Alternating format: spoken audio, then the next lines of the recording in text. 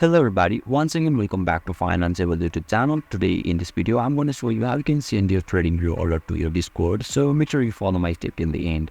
First thing first, I assume that you already have an account on TradingView and already logged in, and now right after that you will be able to see the interface on in the screen where you can see the chart of the BTC USDT.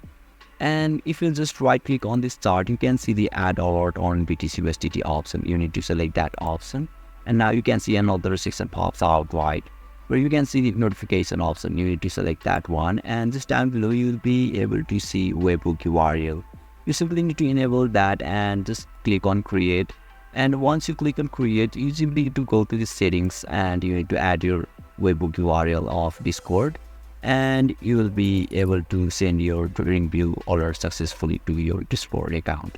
So basically this is how you can send your TradingView alert to your Discord, and if you still encounter any issue during this process, simply leave a comment and I'll be happy to assist you.